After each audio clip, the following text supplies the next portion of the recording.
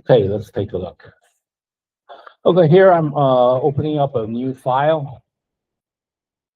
So this would probably be a A4 landscape create. Okay, so what I want to do is to have the file imported. Of course, you could trace over it, but I want to make sure you guys know what you're doing if you're not tracing. So this is just the reference. Okay, so of course, like if you have like a file imported, you want to know the size of the your reference. You could like just use a square and trace the border, and then the size would appear on the, okay, and my screen is not long enough, but you could go to info right there. Yeah, so it'll show the info, and as for my setup, it's in millimeters. So you would be able to see like 302 millimeter times 400 32 meters. Okay, so that's 34, around 43 centimeters. Okay, so it's pretty big. So it's larger than the A4 size. Of course, you could, for example, like make this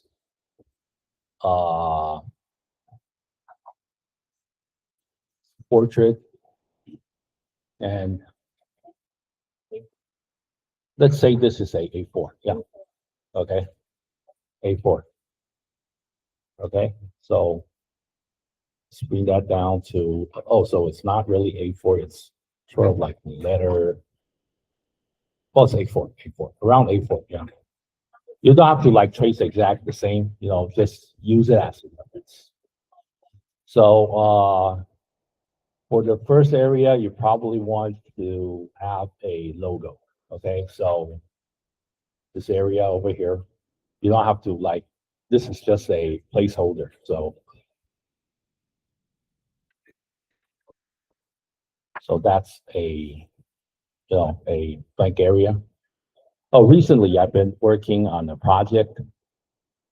So I think I could show you this.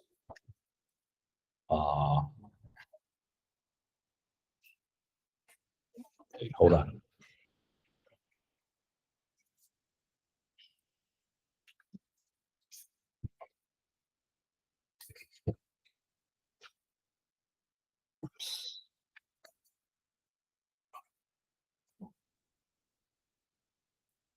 Okay, I have the PNG format. Okay, doesn't matter. Use the PNG format. Okay, I'm working on a some merchandise for a concert. So this is a logo that I came up with. So sometimes like if your logos are hand drawn, or rather if you use like Photoshop to or it's hand drawn photograph or scanned, you can actually turn this into a vector file. The way to do it is you see all these dots, all these spray paint, and all these like dots and empty spots on the lines. These could all turn into like vector files. In order to do this, you just click on the image, and then go up on the, you could see on the upper menu, it says like trace, image trace. Okay, so there's actually a drop down menu. Okay, so this is a monotone image. So you could use like a black and white logo, right there. If I click on it, okay, now it's actually, it turned into a vector file, but it's not expanded yet. So let me move this to the side. And there's this other button you have to push. It says expand, right? Once you push it, okay, now it's a vector file. So if I look close at it, see now it's in bits and pieces to emphasize that spray paint effect. But now it's in a group. So what you probably want to do is like ungroup it.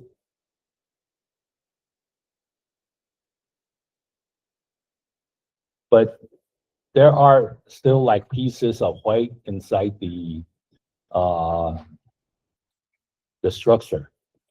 You see all these white dots you want to get rid of. So what you want to do is select on one of these structures.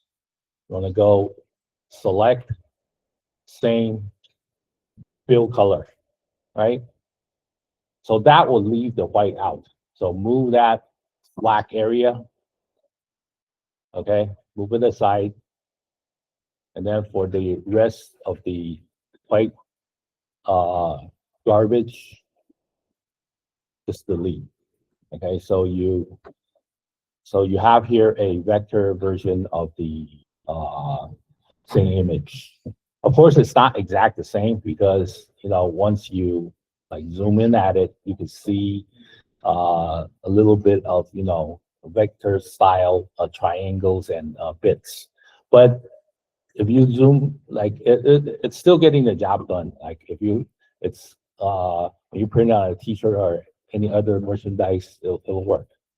Okay, so this is actually a vector file in which you could do some more modifications, right? If see these two are actually glued together, so you could use probably like a scissor or a razor tool to split these two letters, right? And then for the lower one, I could, way to do it is to copy and do two. So you erase the bottom round area, okay, delete the one underneath, and then use your pen tool to, correct your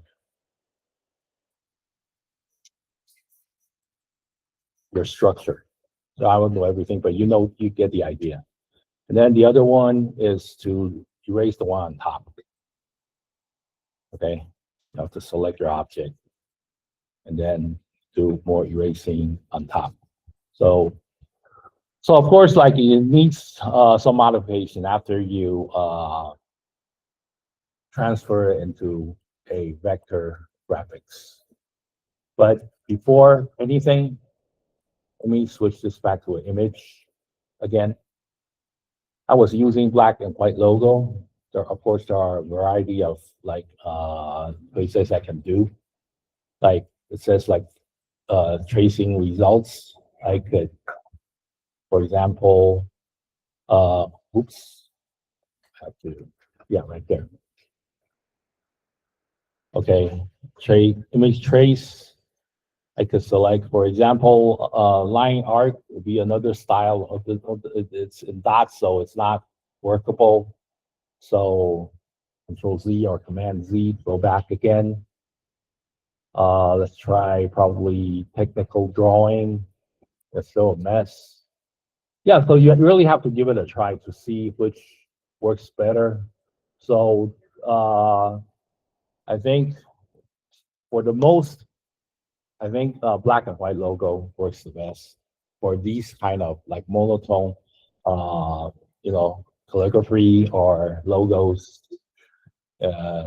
which they were in bitmap shades of gray. You could try that, but you'll have like more colors than black. On the corners, you might have like grayish, yeah, like over here, a grayish tone on the spray paint or on the inner structures, which I don't need. So depends. So you give it a try and see how it goes. So I think for if you're making a logo, so I think the black and white logo work the best if you're, you know, getting a bitmap image. Okay, so here's where you could like normally you could have your uh, logos placed, but before we do anything, like I want to have the rulers out here, so everything is measured up. So probably I want to bring that guideline right there. So it's I have like a left margin, and then probably bring another one, so I have the right margin. Okay. Of course, you could calculate the, the measurements between each margin, or you could just, a quick way to do it is to, have a square and then bring it over and then copy it, bring it over to see, oh, actually I have pretty sharp eye, so same margin. Okay, so you can use like structure to measure your stuff. Of course, there's like a margin on top, and then probably a footer on the bottom. Okay, probably right there. Okay, so that's where you place your logo, and let's see about the contents. So probably here you want to drag in a square within that area. So that would be your context. Okay. So you still have like some like information regarding phone number, address, and mail. Okay. Just make up anything. Okay. So this is just a reference. Okay. You could like go to the school website, grab something, a fake information, then you could try to have these made out. So I have here, you want to copy this square and then shift and then place in place, or rather just select the object, hold down the option key, so we'll do a duplicate, okay, and then Command D again to duplicate it again. Okay, so that's a fast way to do it. So there are some more information, so you could use the same square. So what I'm doing is I'm doing a not really a mock-up, but a structure of like what of the whole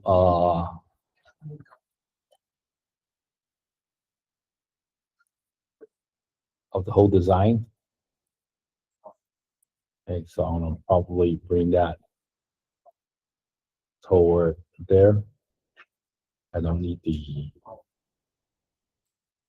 all these. I don't need outlines. So sometimes when you select multiple objects, some has probably different color of stroke or different color of field for you're doing multi-selection. You could turn off or turn on, like this would be a question mark. If you look closely, there's like 4 edges of question mark. That means you make multiple selections of a stroke or a field with different colors.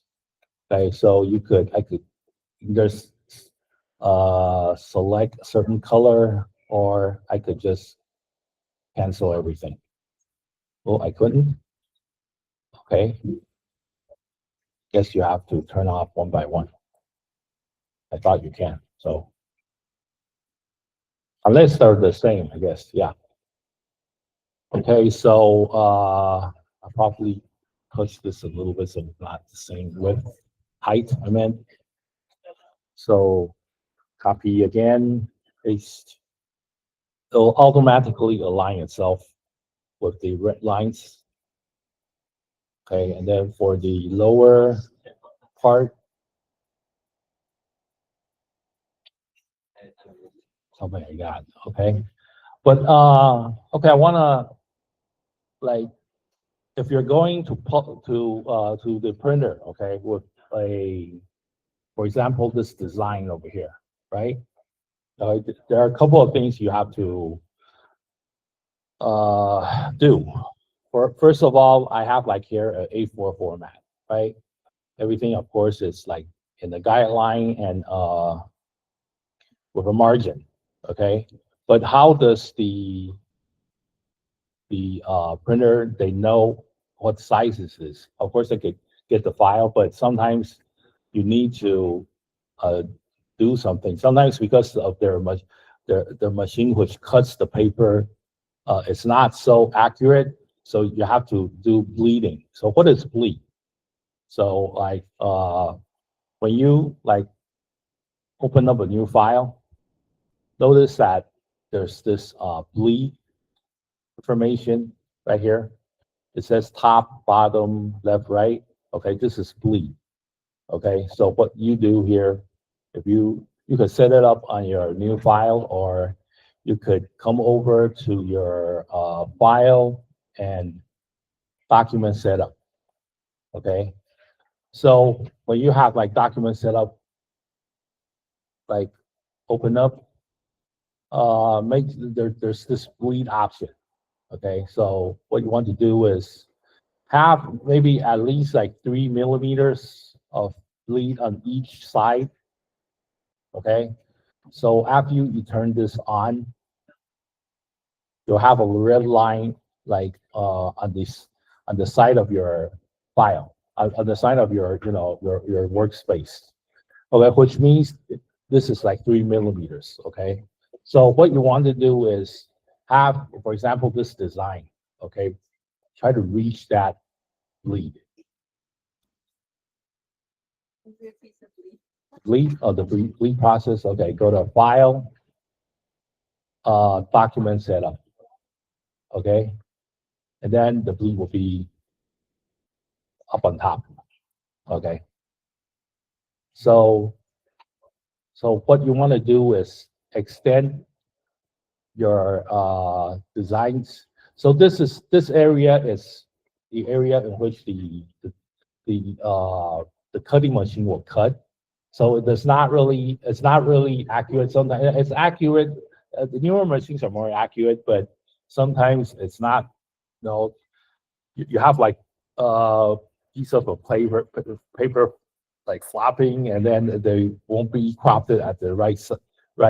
It's not so accurate sometimes. So you need this is why bleed is needed, so that when the knife cuts, you still have like part of the design when it's not accurate. So that's why when you go to a printer, always have like bleeds with your designs. Okay. So that's what the bleed means, and that's what the red line is for. Okay. So I think like ordinarily like 3 millimeters on each side, total of 6 millimeters. It's a standard, bleed. Okay, and sometimes you also need like crop lines. So you could do that by go to Effect, and then there's this trim mark, crop mark, right? But there are two types of crop mark. Okay, so you have right here, let's say a square. Okay, and then select that square, go to Effect, Crop Mark. Okay, and then if you look closely, there'll be like two lines on each corner, one line on each corner. Okay, showing that this is where the line, the knife cuts. So that's a crop mark. Okay, but there's different types of crop mark. Okay, for example, this is the default crop mark, which I don't like to use. Okay, there's another better one that shows more information. So you could like go to Files and then I think rather Preferences. So you go to let me take a look. If you're working on a Mac, you want to go to the Illustrator over here. It says like setting for, I think PC, it's rather in the preference area. You either go to File or Edit. There's a preference in which you click. It's actually the same thing, but for Mac, it's up here on the corner. It says Setting, and I believe Inkscape and Affinity Designer has something similar. So you go in and look for General, and you look close. There's a session in which, okay, not General. Okay, right there, yeah. Use Japanese crop marks. This is the one I like to use. It doesn't matter. It's there if you want it, but you know, it's an option. Okay, click on that one. Click OK. So make another square, and then this time with the same function, crop mark. It shows like double lining and even has like crop marks in the middle. So it's more, you know, you could understand what's going on. So what you want to do is go to your, and also your workspace, it's at default it's white, right? But it's not actually, it's actually empty workspace. So you probably like better off having a undertone in white. Okay, this is how I do it. Make sure it goes to the bleed right there on top, and then color it white or whatever color you want it to be. Let's make it pink. Well, let's go to white. Okay, so that is, let's send that back to the bottom. Okay, so now I want to go to Effect and Crop Mark. Okay, so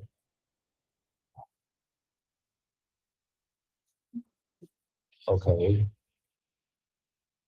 yeah. So if you look closely, okay, it crops over here. Oh, okay. Okay, for if you're working on, okay, sorry, I made a mistake. If you're working with probably a white background, you don't want to bleed it. Okay, you probably want to have it at its accurate size.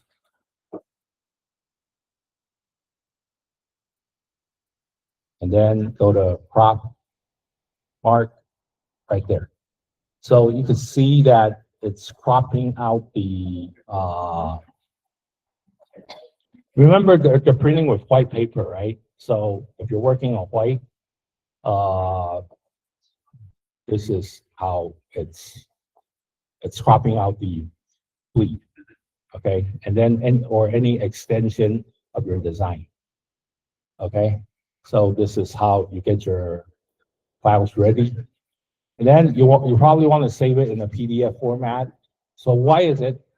I always want you to save it in a PDF format. Okay, let me like have something so you'll know the difference. Ordinary, you just save the file or save as PDF, but this time you want to save, okay, on my own computer in a PDF format. Okay, today's date, I think the 17th, right? Click save. And there's one thing you have to click. You go to marks and bleed. Okay, click on that, and then there's this all printers marked. Click on that one. So all these will be clicked. Okay, and then save PDF. Once the PDF is saved, say you could open up the PDF again, so you could tell the difference. Let me search for the file. Hold on. So on my desktop, a PDF file. I have like too much stuff on my. Okay, this one. So once you open it, you could see there are differences from the ordinary file. You see there are print marks, which shows the name of the file, the time that it's edited, and trim marks. Okay, and there are also like this is for the printers. If you're working with like color printers, this is the CMYK and the some other colors involved. So this is what the printer would receive. Okay, so a trim area and some guide for the color, references for the printer, and CMYK and YMY. That's a mixture of M and Y, and C and Y, and black. Okay, so these are CMYK, and it's mixture. To if you have, like, for example, a sort of like a Pantone color or something like that, a booklet which you can match these colors to see if the printer are showing the right CMYK value. Okay, so this is what the printer will be happy to receive. Okay, and there's like different shades of gray underneath. If you could see it, I have this here. I hide these section. Okay. Yeah. So this is what you want to enter the printer. Okay, with please, and then some coloring information, and a grayscale. Okay, but you have to have those clicked, right? And sometimes your the project that you're working on is too big. For example, you're working on the wall, on a big poster on a wall. So sometimes you want to hand your printers, probably let's make out probably this would be in a A4 format. Let's see. Let's have a new file. Probably A4 landscape. Create. This is just your workspace. And then you probably want some information regarding the poster, for example, you're printing. Okay, if you don't have, because like Illustrator will work only to a certain degree of like largeness. You pass a certain like volume, it wouldn't like show, it will crash. So so if you like have a big structure, you have to cover up with a poster or something like that. You see these on big buildings.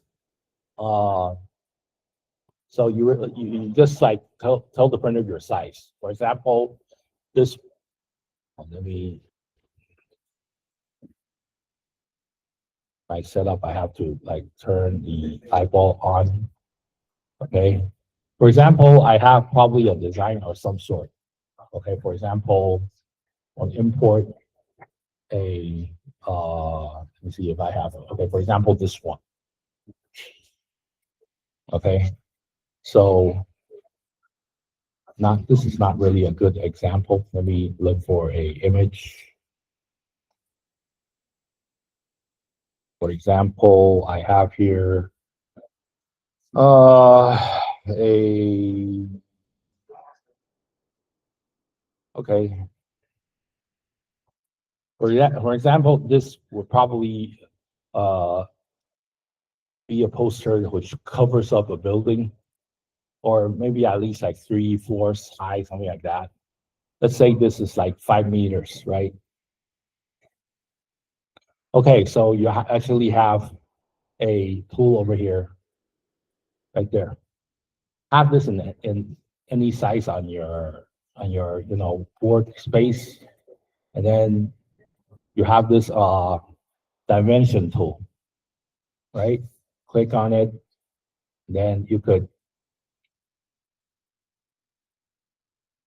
drag right there. You could, of course, hold the shift key, okay? Hit that right there, and then it'll say, of course, it'll say its exact size, but you could modify this. So you want to probably double click, or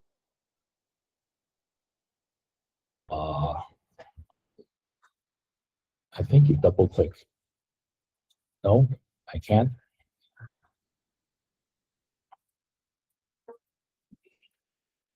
Yeah, you could. So you want to probably have this maybe in like 5 meters, something like that. Okay. And then have another one of these.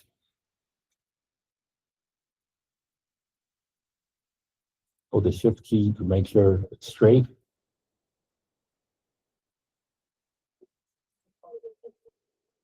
Extend it. Okay. So now you want to also double click at the, sometimes it doesn't work when it's vertical. I don't know why, but you get the idea. Yeah, sometimes vertical it doesn't work. I want to change the settings here. Probably like that. Could I do this? No.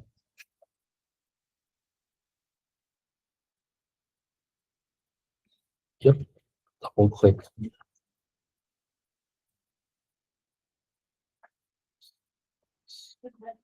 Sometimes you just have a hard time. Yeah, there's a way you change this somehow to make it okay. Let's say,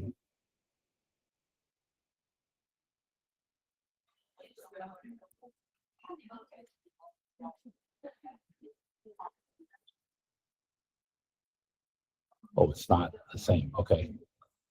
For example, if, okay, have something like this to tell your printer the exact size. Okay, so this is just an example. Okay, if you have like a big design going on, okay, so you wanna have like the size correct, some information about the size. For example, I'm working on even though I'm working on the A4, right, and then but I have all my designs on my workspace, and then have the correct calculations and have some info about the materials you want to use on the side. The printer would print. I'll probably have to tell them, okay, this is a 5 meter. Yeah, the way you name your file, like a 5 meter poster, something like that, and then they'll print that size. Okay, so this is sometimes when you're printing stuff like, oh, I've been showing my other students yesterday. So yeah, some of you, when you're working with big posters such as this one on a PVC plastic. So you have all this huge size print, okay? So you don't have to like have the exact size in Illustrator, okay? But instead, have the size information ready on your workspace, and then send that to the printer. The printer, and then you have to tell them, okay, this is what size this print will be. Okay, so print the exact size.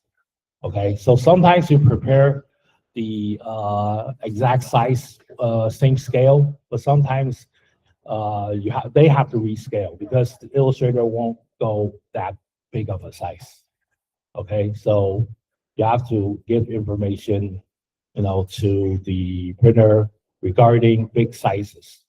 Okay, you have to like have information about sizing your product.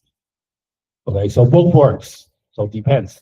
If you're working with stationary stuff, just give the exact size with the bleed and everything. If you're working with big posters, which Illustrator can't handle that big of a size, so just give the correct calculation regarding that design. The printer would achieve that scale. Okay, so have to be careful. Okay, so let's move on to our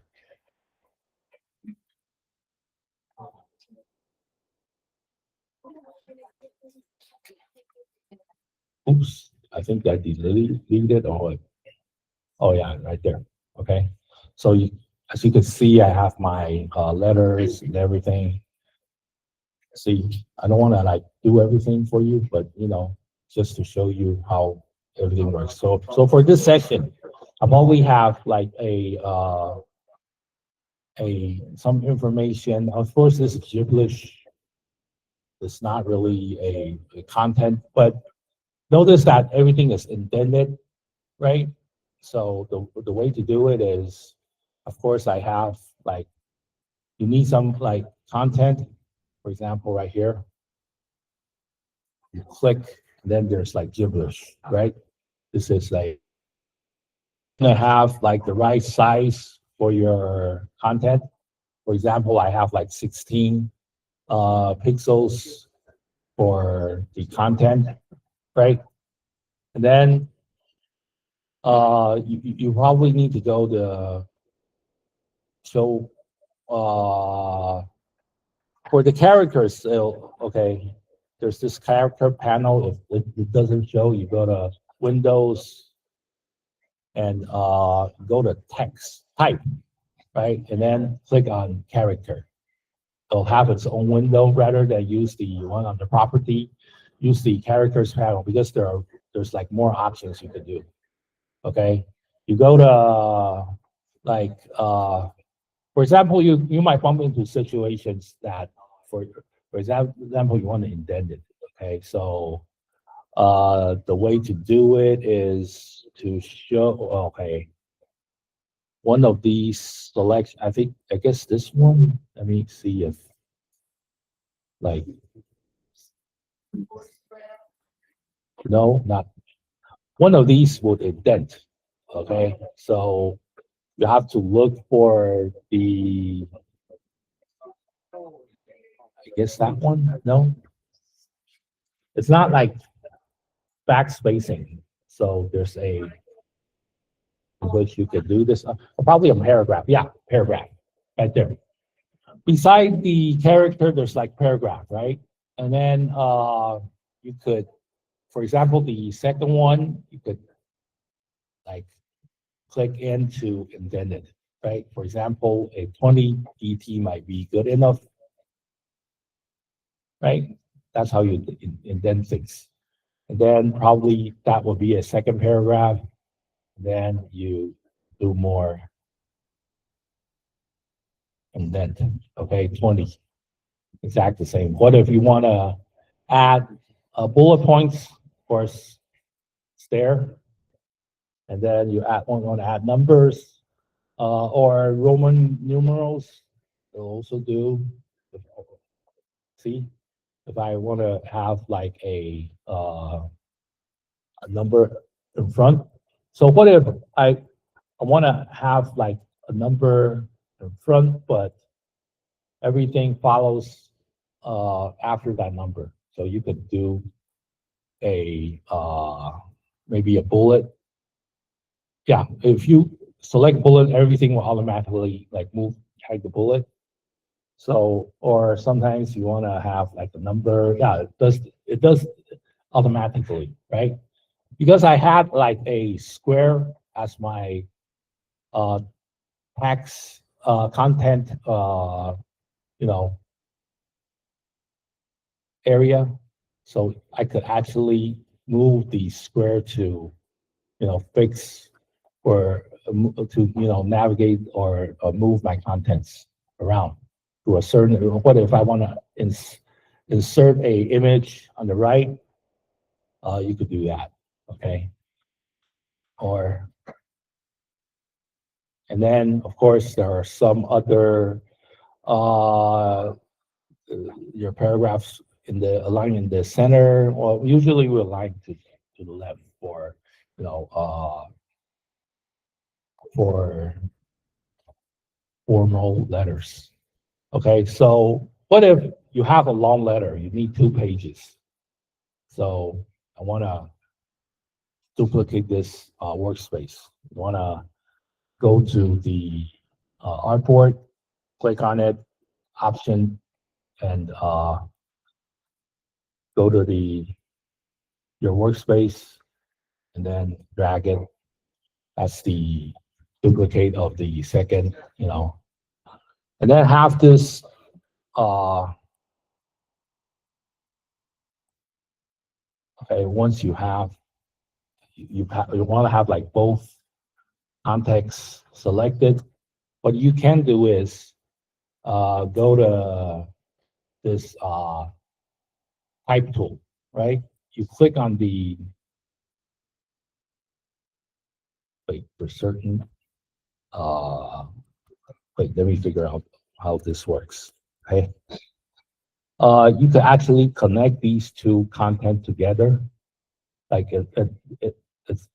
it's doing a continuation of that that content with the second one right there. So I could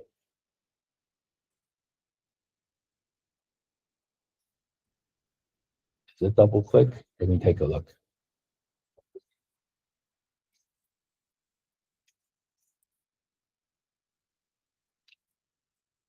Oops.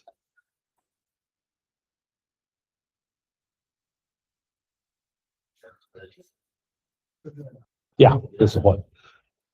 Okay, yeah, this is what you want to do. You want to, let me do this again, okay?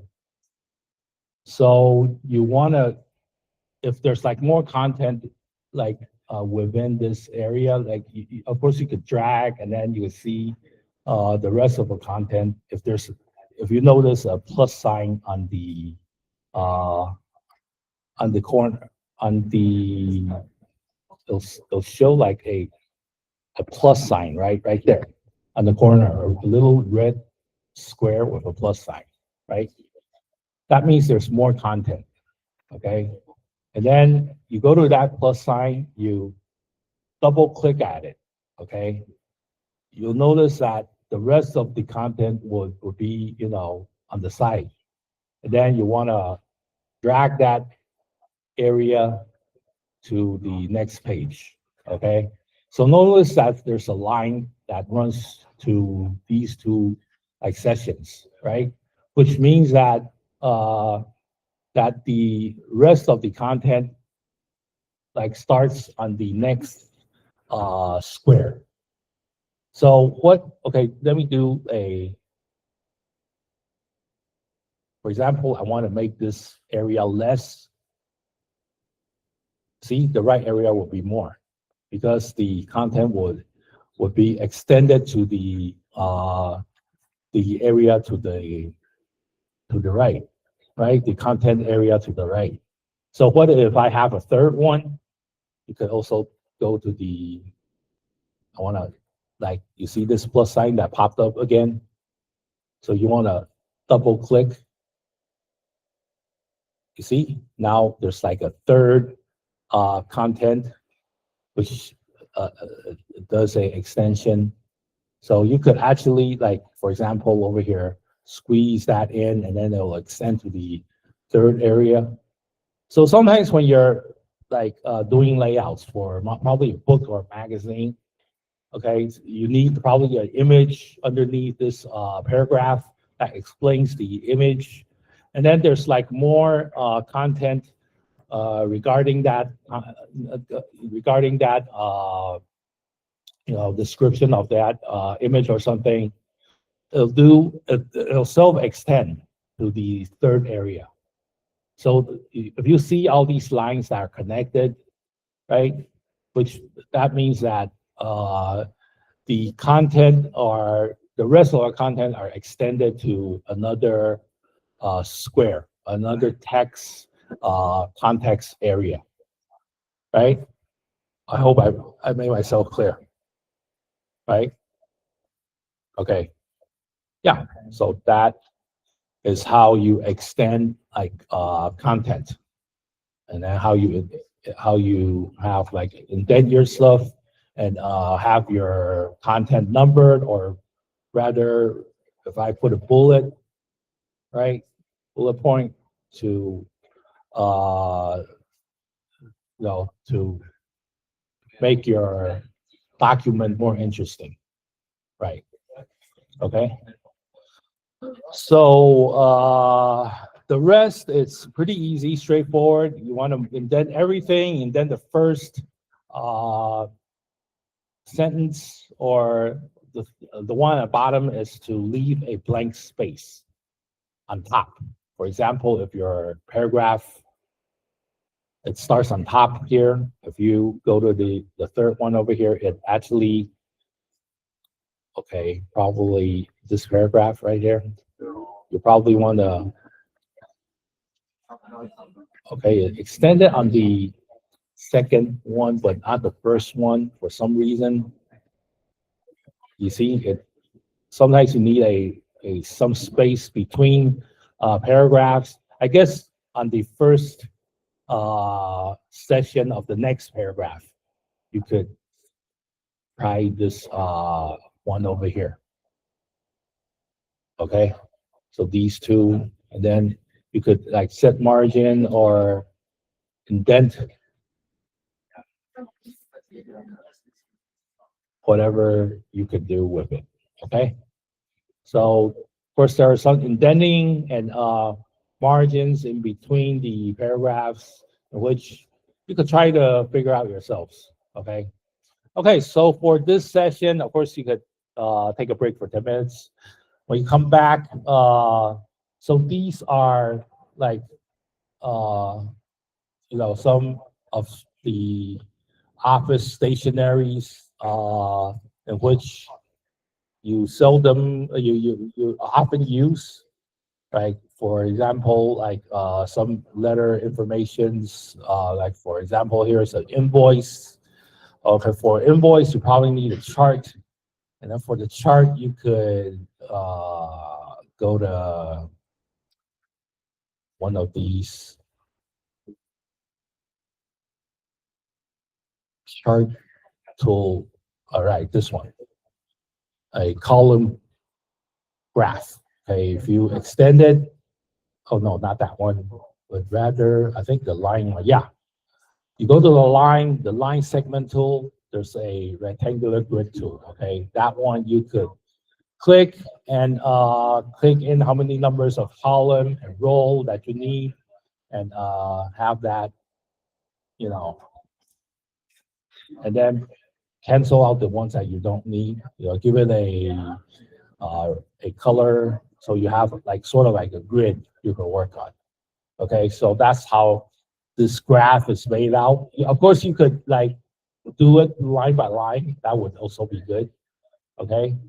So depends on like, so all the information regarding how to design these stationaries, I think you have the knowledge to do these. So the task for today is to, have, you don't have to copy exact the same, okay? Have like a logo of some sort for a company, and then the rest of the format, try to follow the format, okay? So you have like a letterhead, a invoice, a business card, two sides, an envelope design, okay? The front and back of an envelope design. So that's what you're going to do, okay? So if you have any questions, you're welcome to come to me. And we have a break for 10 minutes. Come and this is our task for the day. Okay. Have any questions? You're welcome to ask.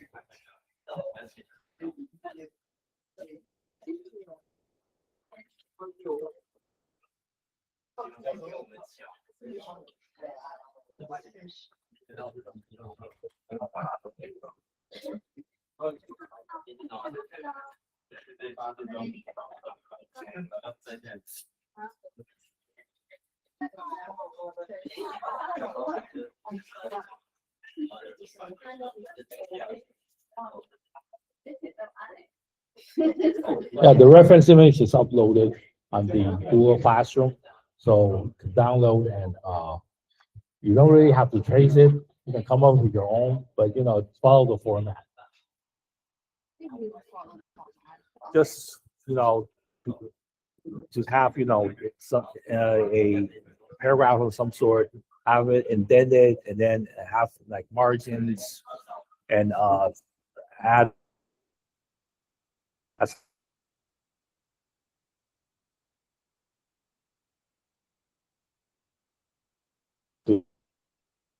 Yeah. Okay. Can I use like Apple or something? Yeah, anything you want. Yeah. Yeah, for the company name, just come up with anything, or for the logo, just come up with anything. Just company name will probably do. You can use like Apple or Microsoft, whatever you want. And then the content, you don't have to like type in exact the same. Just come up with your own and just follow the format, okay? But not the content. Okay, the content, this is a practice. So don't, you don't have to click in everything exact the same.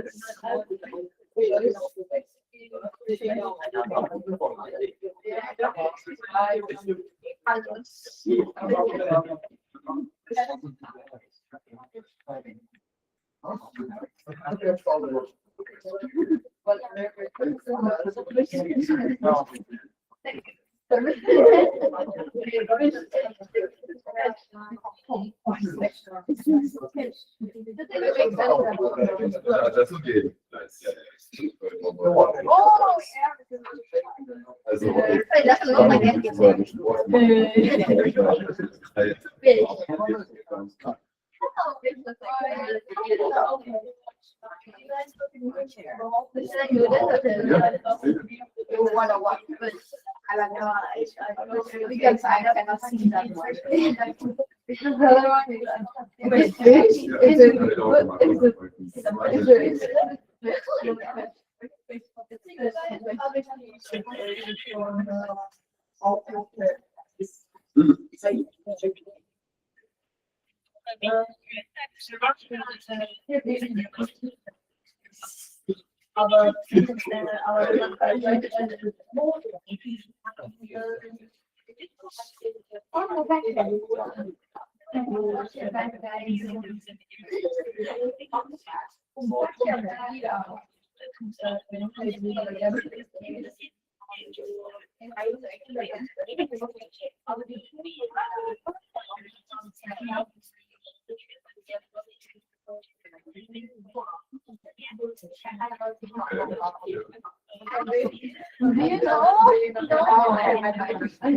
Like why?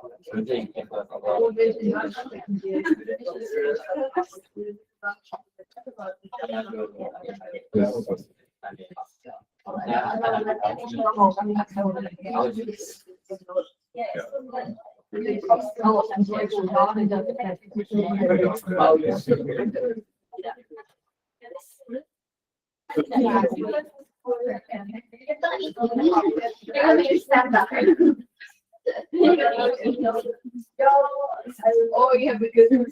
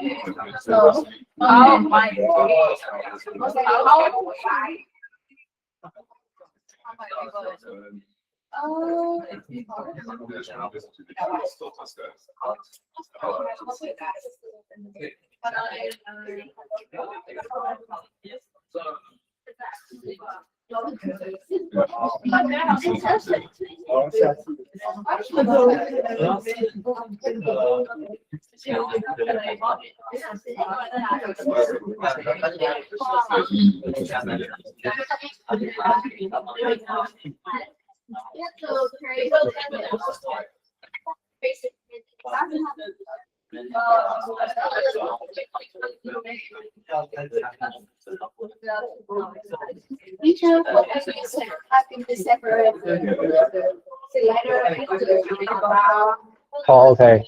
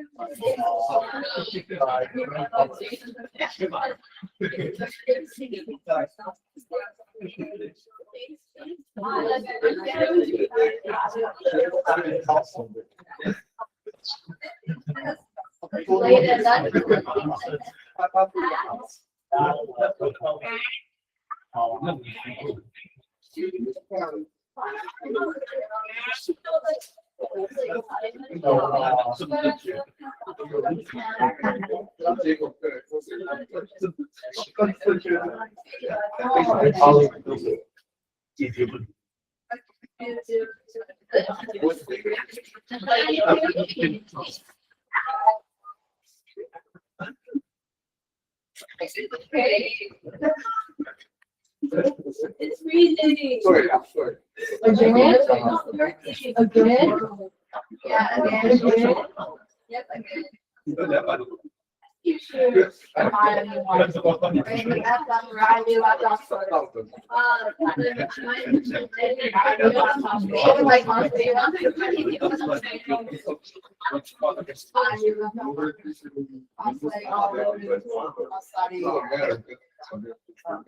it. What are you doing? No conflict. Stop it. Savage. How should I go with the savage?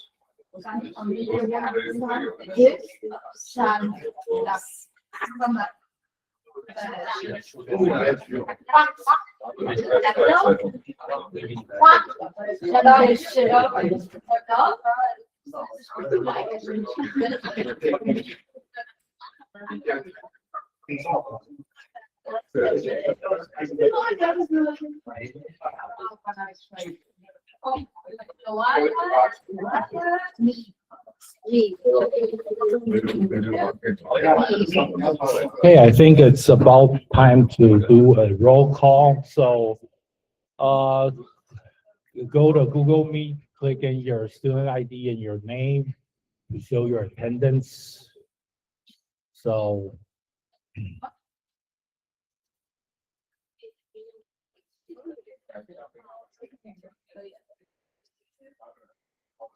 we're doing a roll call, so.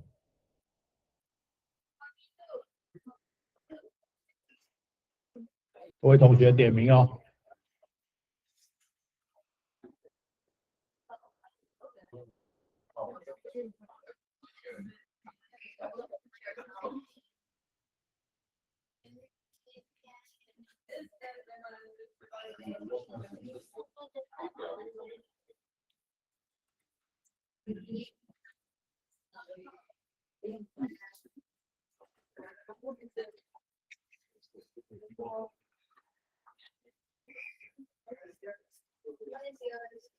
Oh, we have to write the Chinese name.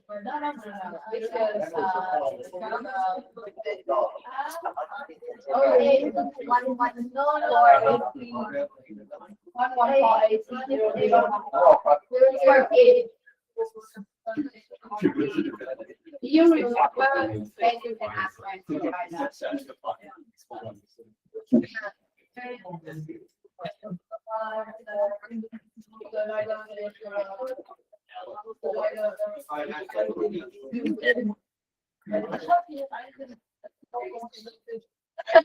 I'm writing the names capital. It's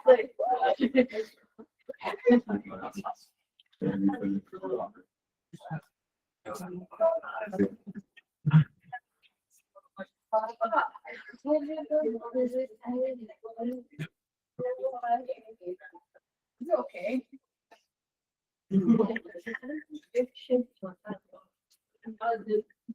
Word. Even you. Word. Oh, you're shifting the word. I see it. You're together.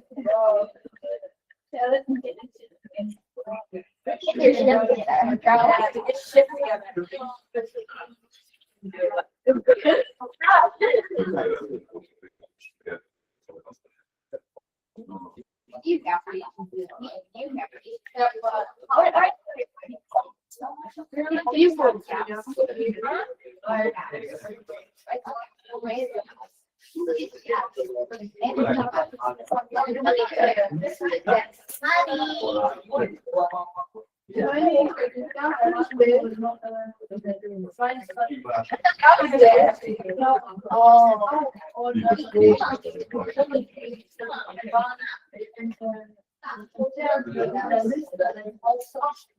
What's wrong? I don't know.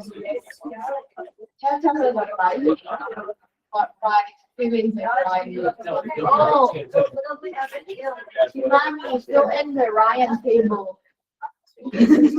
Oh, that is not there.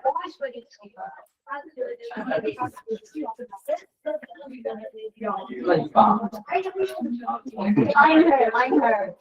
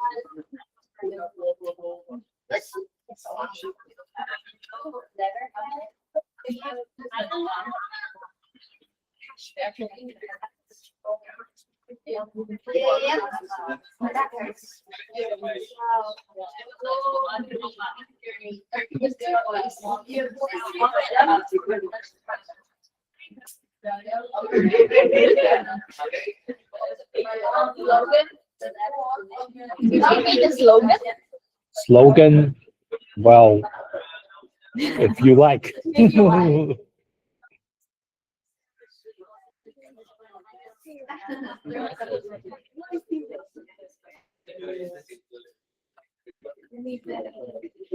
So this is sort of like a practice before your portfolio, right? So in case you want to design your portfolio, here's some, some skills and tips regarding how to make your portfolio.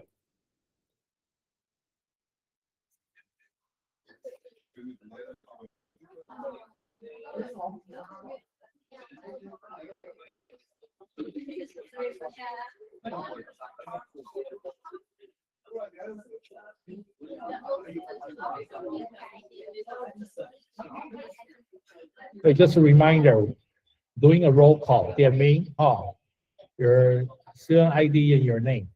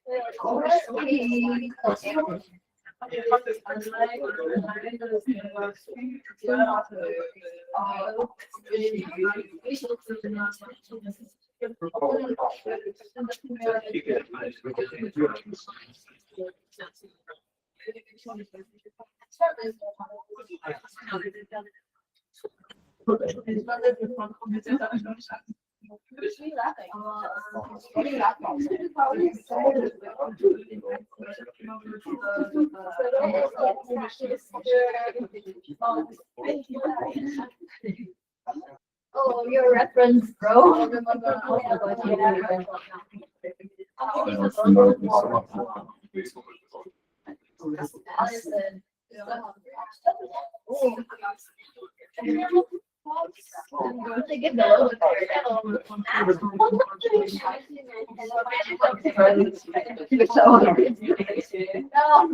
No credit.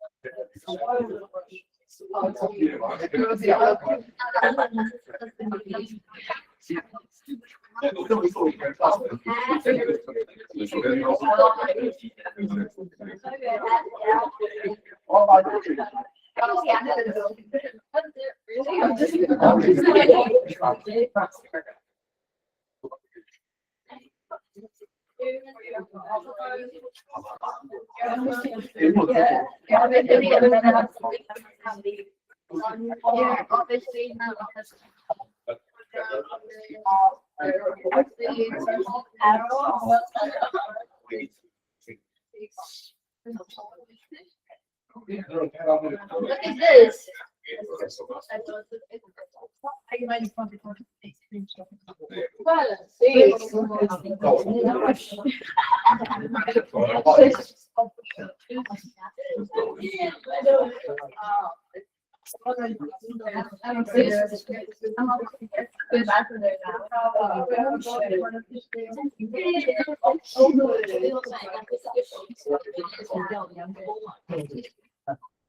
Okay.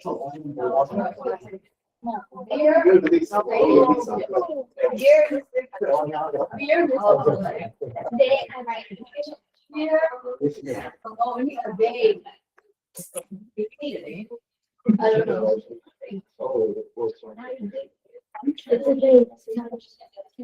Set up. 1954. Mother. Oh, this up. 19.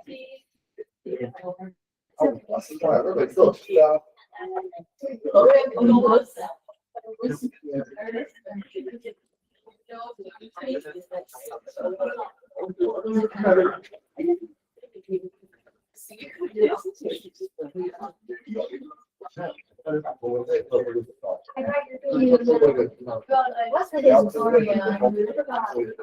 Oh, my dear.